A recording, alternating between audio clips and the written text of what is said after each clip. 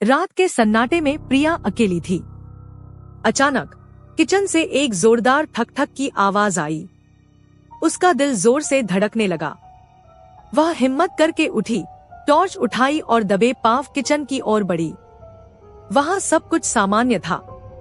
खिड़की खुली थी, उसने बंद कर दी और दरवाजों की कुंडी दोबारा जांची।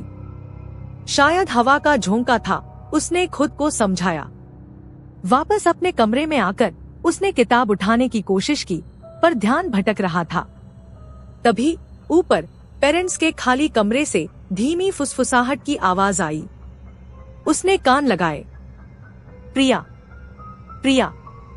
किसी ने उसका नाम पुकारा। उसका गला सूख गया। यह बस मेरा वहम है, पुराना घर है, उसने खुद को समझाया।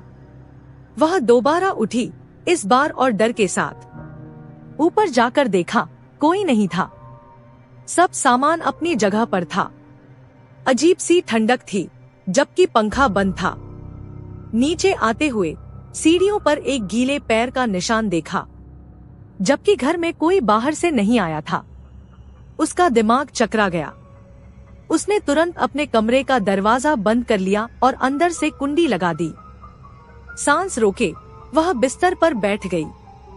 बाहर गलियारे से फिर आवाज आई। इस बार किसी के घिसटते हुए चलने की आवाज। घसीट घसीट, घसीट घसीट। आवाज उसके दरवाजे की ओर बढ़ रही थी। उसका दिल मानो मुट्ठी में आ गया हो। उसने दरवाजे के नीचे से झांका। एक काली परछाई बहुत धीमी गति से आगे बढ़ रही थी। उसके पैर कीचड़ से सने थे। परछाई ठीक उसके दरवाजे के सामने आकर रुक गई। दरवाजे पर हल्की खुरचने की आवाज आई। प्रिया की आंखों से आंसू छलक आए। उसने अपनी सिसकियां रोकने के लिए तकिया मुंह पर कसकर दबा लिया। बाहर खुरचने और घसीटने की आवाजें तेज होने लगी। तभी एक सन्नाटा छा गया।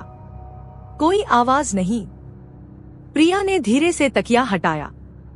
दिल तेज धड़क रहा था। शायद चला गया। जैसे ही उसने सोचा, उसके फोन पर एक नोटिफिकेशन आया। अनजान नंबर। उसने कांपते हाथों से खोला। तस्वीर देखकर उसके रोंगटे खड़े हो गए। यह उसके ही कमरे की तस्वीर थी, ठीक उसी जगह से खींची गई जहां से वह अभी बैठी थी। तस्वीर में वो खुद बिस्तर पर डरी हुई बैठी थी और उसके ठीक पीछे अंधेरे में एक धुंधली सी आकृति खड़ी थी, एक विकृत मुस्कान के साथ। नीचे मैसेज था, सोचा तुम घर में अकेली हो, दोबारा सोचना।